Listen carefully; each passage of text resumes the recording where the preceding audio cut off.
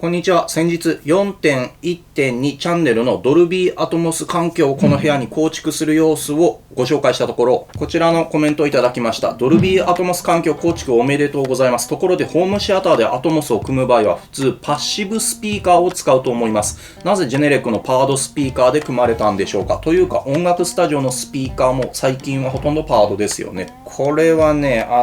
コメントいただいてとてもありがたいんですけれども、僕じゃなくてジェネレックさんに聞いてください。スピーカーには大きく2種類あります。一つがパッシブスピーカー、もう一つがパワードあるいはアクティブスピーカーと呼ばれるもの。このパッシブスピーカーはアンプが内蔵されていないタイプのスピーカーです。いわゆるピュアオーディオとかホームシアター系のシステムで使うのはこのパッシブスピーカーで、これを使う場合は別途アンプを用意しないといけません。もう一つはパワードスピーカー、アクティブスピーカーとも言われます。厳密に言うとパワードとアクティブスピーカーというのは意味違うんだけれども、それはさておき、これはアンプを内蔵しているスピーカーです。だから別でアンプを用意する必要がない。特にですね、音楽制作をしている方、DTM をやっている方のスタジオで使っているやつとか、あとプロのレコーディングスタジオとかでも使われていることが多いのがこの電源アンプ内蔵のパワードアクティブスピーカーで、この質問の意図するところは、なぜ音楽制作環境ではパッシブではなくパワードアクティブスピーカーが使われるのかという疑問だと思います。これはね、わからない僕の場合システム上なんとなくジェネレックで揃えていってしまったっていう感じなんですけれども、基本ジェネレックがリリースしているのはアクティブスピーカーです。なぜジェネレックはアクティブスピーカーをメインでリリースしているのか。ジェネレックさんに聞かないとわからないことはジェネレックさんに聞けばいいと思うんですよね。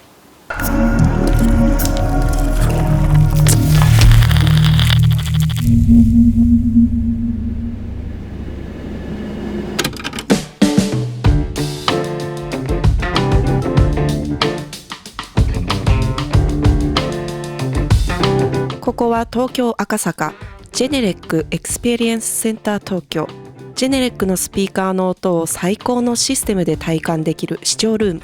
スピーカーのパラダイスです。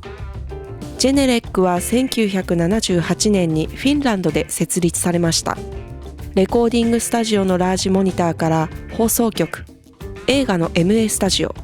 そしてホームスタジオ、ホームシアター、さらには店舗向けの製品まで幅広いラインナップを世界に向けて生産しています。他社のスピーカーは往々にして四角い箱という印象を受けるのに対し、ジェネレックの製品はリビングに置いても自然な印象を受ける曲線のエンクロージャーが特徴です。この美しいデザインは工業デザイナーのハッリ・コスキネンさんによるもの。代表作であるブロックランプや無印良品、一世三宅などの製品を手掛けている方で、いずれも機能上必然性がある美しいフォルムが目を引きます。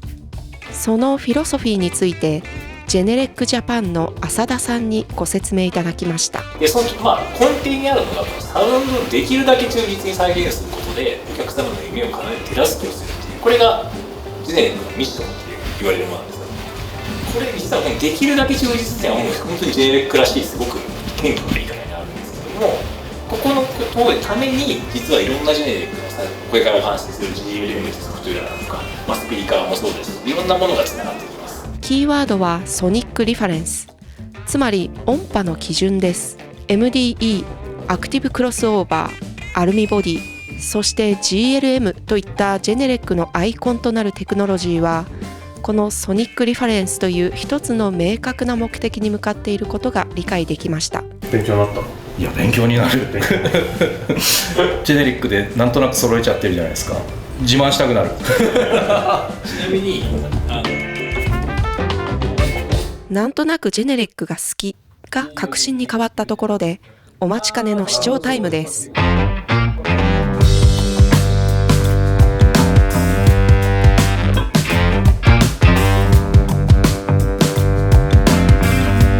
ここは 7.2.4 チャンネルのイマーシブルーム。セットしていただいたのはジェネレックのフラッグシップモデル The Ones。 スリーウェイなんですか？ 3way コアキシャルっていう、同軸スピーカーですね、ここツイーターとここもう一個ドライバーがあって、ここがコアキシャルになってるんですよね。同軸になっています。でウーハーはここに1個、この鉄のプレートというかアルミのプレートに隠れてますけど、ここに1つここに1つで、これ全体でなっている。音響軸はもちろんですけどここにあるっていう。でもうワンポイントソースで音が出てくるっていうことで、こういうイマーシブ環境なんかだとより良いって言われてますよね。どうしても 2way だとちょっとやっぱ軸が2つになってしまうので、そうですね、今ジェネレックのところフラッグシップの一つですよね。一応後ろにバスレフがあります。はい。ポートがあって、こう接続端子。そうですね。今回は Apple Music で空間オーディオとしてリリースされている音源をアナログレコードとデジタルで聴き比べてみました。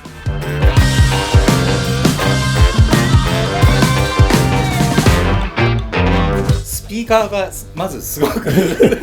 いいからイマーシブにしたからいいの前にアナログがすごくよく聞こえる。すげえいい。もうなんかねすげえいい。語彙力ゼロ。少し補足をしますと、僕の部屋は 4.1.2 チャンネルのジェネレックのスピーカーで組んだイマーシブ環境で、スピーカーのクオリティも上がってる。で、スピーカーの数も増えてるということで、ここがこうだからこっちの方がいいっていう、そのいわゆるレビュー的なことがすごく変数が2つだから難しい。家の環境よりやっぱりいいですねとしか言えないっていう感じでした。後ほどジェネレックさんのご好意で The Ones をステレオ環境でも聞かせていただきました。まさにリファレンス、一点の曇りもない別次元の音。本当に音楽制作をしている方はもうステレオでもいいから頑張って組むと、もうこれだってなると思います。楽しんでください。なんか僕は今おさむさんの顔を撮るのに必死で、音楽どころじゃなくて。そうか失礼。いえ楽しみです。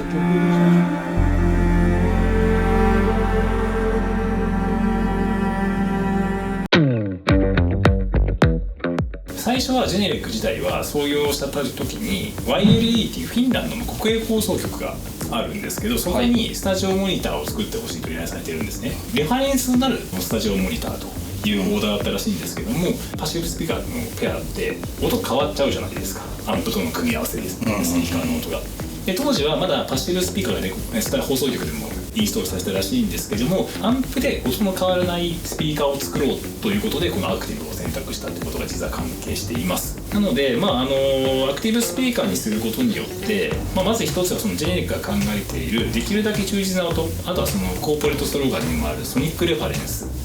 という部分がまず実現するためには、必ず必要だったってところが大きな関係としてありますね。そもそもアクティブスピーカーのメリットとして入力した信号を、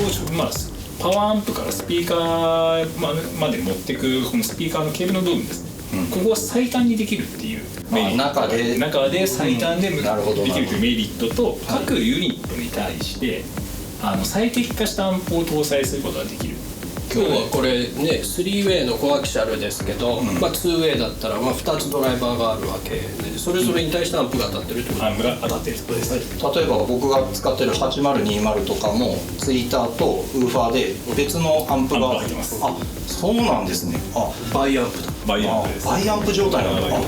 やばい、知らなかった。オーディオをお楽しみの方でマルチアンプシステムを組まれているお客様っていらっしゃるんですけども、その場合ってチャンネルデバイダーを組んで、その後にアンプをそれぞれのユニットに対してつけるってやり方をするんですが、やっぱり調整がものすごく難しいって、同じことをジェネリックではすでにこの中でやってるっていうふうにお考えいただければと思います。最適化されたアンプが入ってる、それぞれのドライバーに当たってるっていうポイントですよね。よく聞くと思うんですけど、例えば私の家で聞いてる音源が、杉山さんのご自宅で聞いたらこんなに低域入ってたっけなみたいなありますお話してるんですが、作った人たちが意図したバランスで再生できてないっていうことになるんですね、っていうような意向があるのでアクティブであり、こういった形であり、こういったソフトが生まれているっていう、その全てに共通するのがやっぱりそのニックレファレンス。でもおっしゃるように確かにジェネレックだけじゃないですけど、やっぱパワードのモニターってだいぶ多いですよね、最近特に。正確さというか、なるべく作った方の意図する、作りやすいような環境っていう意味では、全体としてはパワードっていう方に向かっててるんですかね。外的要因が少ないので、やっぱり何か例えばつなぐケーブルで音変わるっておっしゃる方も当然いらっしゃるので、やっぱりそれって個人で多分音楽を聴く分にはいいのかもしれないですけど、何かを作ってお届けする時にはちょっとリスクもある、もちろんそれで素晴らしいが作る方もいらっしゃいますし、なかなか難しいところだとは思うんですが、できる限りそういった要因をなくすことで、そもそも平均値も高めることができるので、プロの仕事道具っていうのがスタートなんですね。さらにスピーカーの中に電源を持つことは、各スピーカーの中に DSP、CPU みたいなやつね、つまり頭脳、魂を持つことができるという副次的なメリットを生み出しました。これにより GLM というジェネレックのキャリブレーションシステムが部屋の音響に合わせてスピーカーの音質を最適化させて、さらにスピーカー同士を連携してSAMと呼称するネットワークを構築することで、スピーカーたちが音響マネジメントシステムとして仕事をしてくれるということです。一方、僕が使っているジェネレックのスピーカーはもちろんアクティブスピーカーではあるんですけれども、 DSP を内蔵していない、つまり GLM を使うことができないので、ソナーワークスのキャリブレーションシステムを使っています。これと比較して GLM が優れているところは、 GLM はまずジェネレックの純正なので、キャリブレーションのクオリティに信頼が置けること、電源のオンオフとかシステムの切り替えがパソコン側でできるよというユーティリティ性、そして何よりキャリブレーションが早い。僕がやってるやつは、ペッポンペッポンペッポンペッポンって両サイドから音が出てて、この辺に持ってけっていう指示が出るんですよ。でその辺に持ってくんですよ。そうすると、そこで止まれって出て、でこうやってムーンってなって、でまたペッコンペッコンペッコンペッコン、今度はあっちの方行けってこうやって持ってって、またここで止まれっつってムーンってやんの？そう、それをだから30分ぐらいかけてやんだよ。これすごい楽じゃん。めっちゃ楽。すごいですね。GLM ならものの数分で終わります。スピーカーの位置をちょっと変えました、吸音材を増やしてみました、動かしてみましたっていう時に、僕の場合はソナーワークスのこのマイクを持ってですよ、暑い中クーラー止めて測定を30分もかけてやんなきゃいけないのが GLM なら一瞬で終わります。このキャリブレーションの気軽さ、素早さが GLM の最大のメリットだと思います。ちなみにちょうどこの時リリースされたジェネレックの新製品 9320A サムリファレンスコントローラーを使ってシステムの切り替えをしていただいたんですけれども、特にこういったマルチチャンネルイマーシブ環境で大変便利なコントローラーだと思いました。そしてどういうわけか、この製品はヘッドフォンアウト、オーディオ入出力機能も内蔵していて、ジェネレックが提唱するユニオというモニタリングシステムの核として機能させるつもりみたい。詳しいことは今後ジェネレックジャパンが順次発信していくそうですが、おそらくですけど将来的にはオーラル ID、ジェネレックが最近始めたヘッドフォンモニタリングシステムの核となる製品になるんじゃないかと思っています。気になった方はリンクをチェックしてみてください。イマーシブ組んで、楽しんでます？むちゃくちゃ。いや、めちゃめちゃ楽しんでます。めちゃめちゃ普通に音楽聴く時間が増えました。むちゃくちゃわかります、それ。僕もそうだったんです、本当に。僕なんか家でこの GLM の画面見ながらずっと音楽聴いて、このスピーカーから音、今セント鳴ってないわとか。そう僕もRME のトータルミックスで触れてるのを見ながら、意外と LFE 入ってるなみたいなとか見ながら。言ってましたもんね、上につったスピーカーあんま鳴ってなかったよ。そう曲によるんですよね。曲によるんですよね。だからそのミックス勉強じゃないけど、なんかそのいろんな作品を実際視覚的にも見れたりするので、こういうシステム使うとそこもちょっと楽しいっていうか、なんかその曲によってエンジニアさんの解釈が違うっていうのを、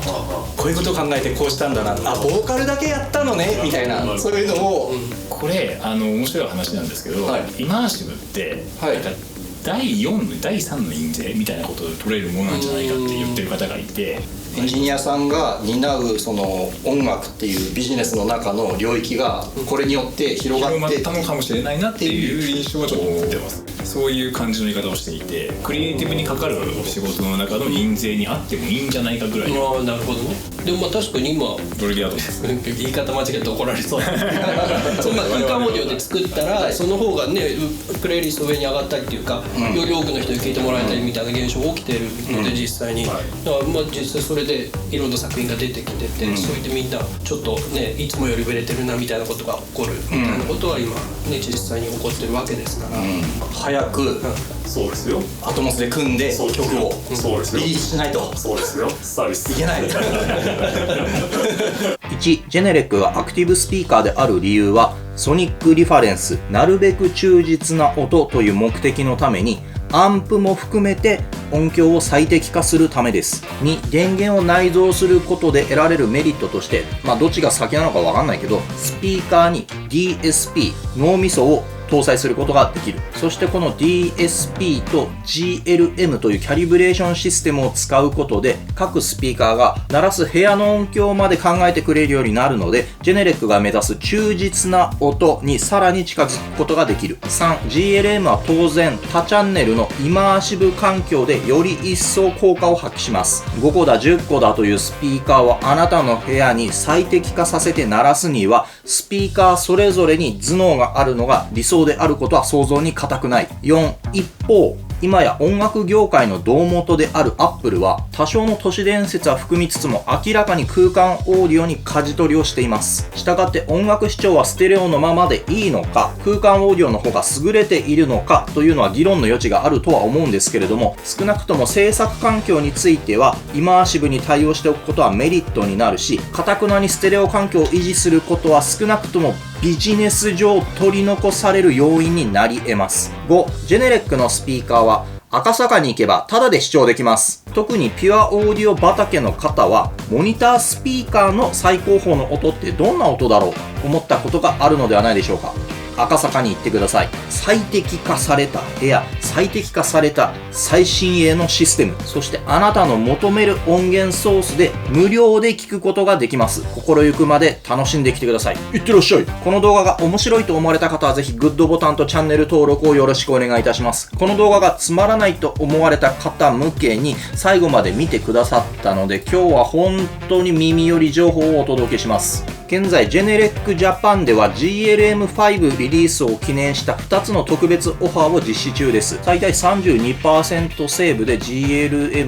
のバンドルが買えますよ。で、右のはザ・ワンズシリーズを買えば GLM キットつけちゃうよということみたい。で、それからマイファーストジェネレック最大33,000オフという特別オファーも継続しているようです。この動画を見てジェネレックのスピーカー GLM のシステム素敵だな、入れてみたいなと思った方はぜひ下にリンク貼ってあります。ご覧になってみてください。最後までご視聴いただきありがとうございました。さようなら。